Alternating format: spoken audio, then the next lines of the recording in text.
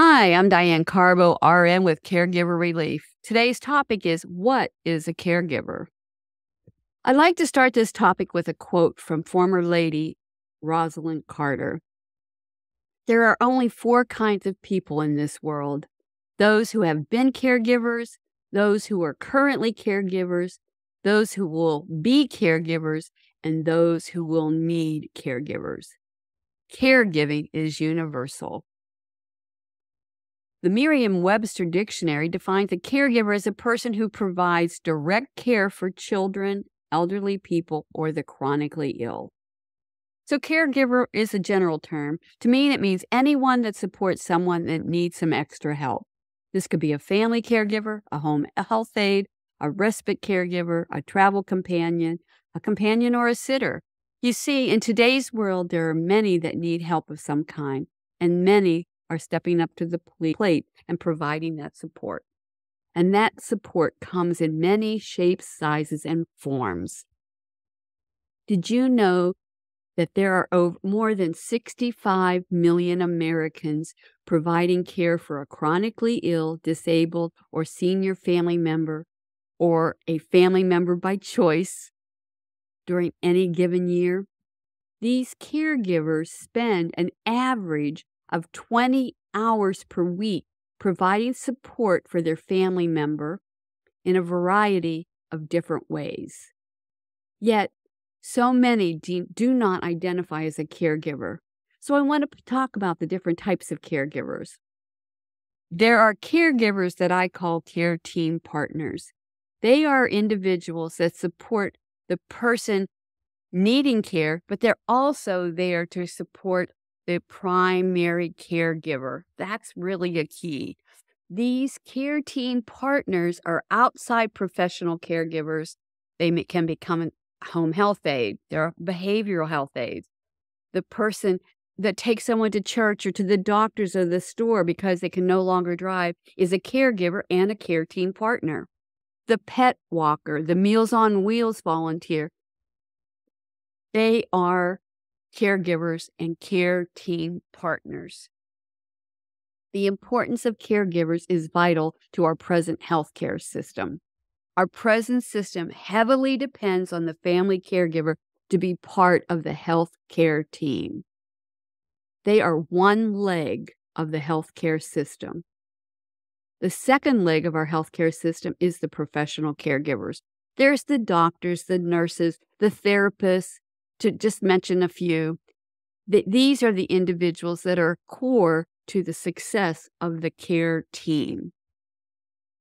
The third leg of the stool, and the most important part, is the patient or the person that needs the support and care. The present healthcare system is moving towards a person-centered approach to care. This is important as the patient or the designated healthcare power of attorney drives the team to honor the wishes of the patient. If you want to learn more about person-centered profile, visit caregiverrelief.com and put person-centered profile in the search bar. I have added an extra leg to the healthcare stool. That is the role of a care team partner. I want to share why I think care team partners are crucial to our present healthcare system. If one of the legs of the stool breaks, it all falls apart. Case in point. When I started Caregiver Relief over 20 years ago, the statistics for the family caregiver were grim.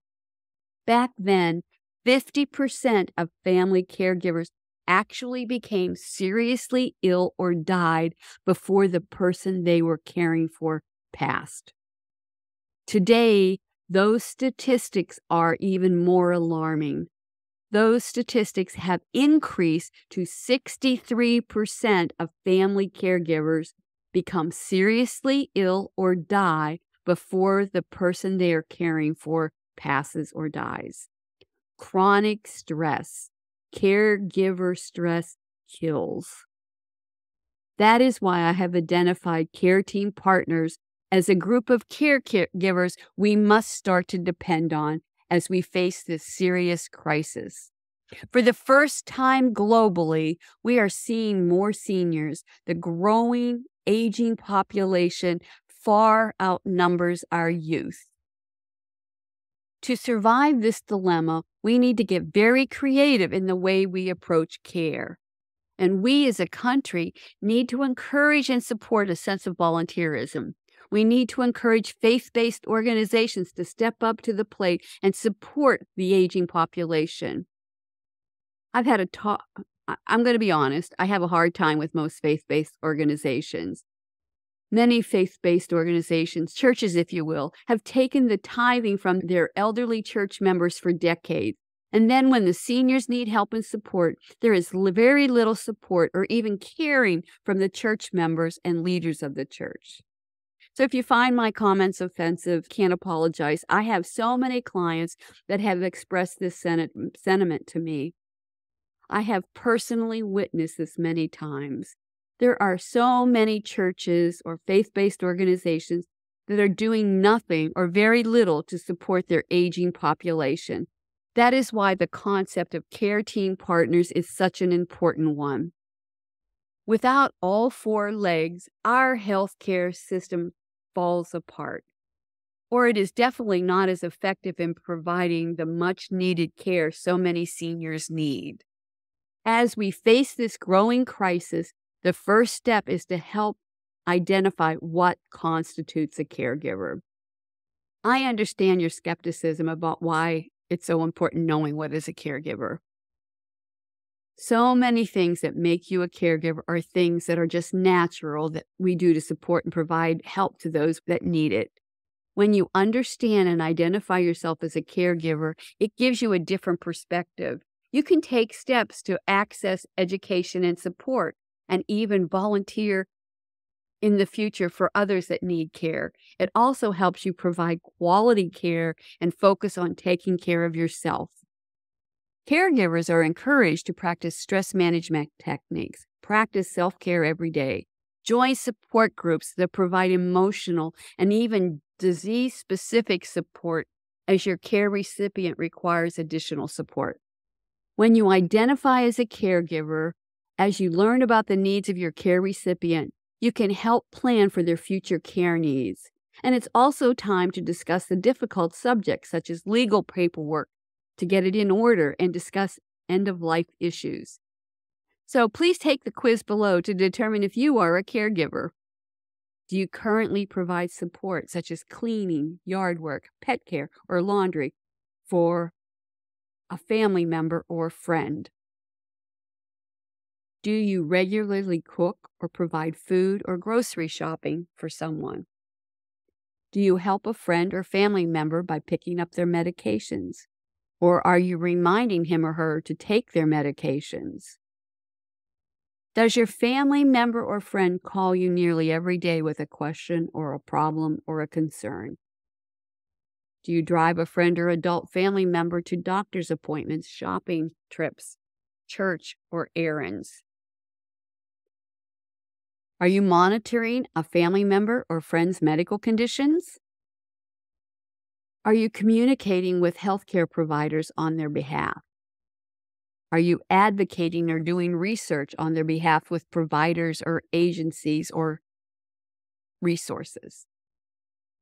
Are you helping him or her out of a chair, car, or bed? Are you monitoring their finances? Has your helping your family member forced you to miss days of work, take a reduced work schedule, or even consider early retirement? Do you call on behalf of a family member or friend to ask a question about a bill or to clear up confusion about a product or service? Are you feeling stressed by the additional responsibilities that you have taken on to help? Are you unable to take part in hobbies or recreational activities because of the time spent caring for another? If you answered yes to any of these questions, you are a caregiver, or maybe a person that would benefit from support at caregiverrelief.com. I'm Diane Carbo, RN with Caregiver Relief. If you are a family caregiver, you are the most important part of the caregiving equation. Without you, it all falls apart. So please learn to be gentle with yourself. Practice self-care every day because you are worth it. Thank you for watching. Don't forget to hit that subscribe button and ring the notification bell so you never miss an episode of Caregiver Relief. If you have any thoughts, ideas, or suggestions for future videos, topics you'd like us to cover, or even improvements you'd like to see on the channel, drop them in the comments below.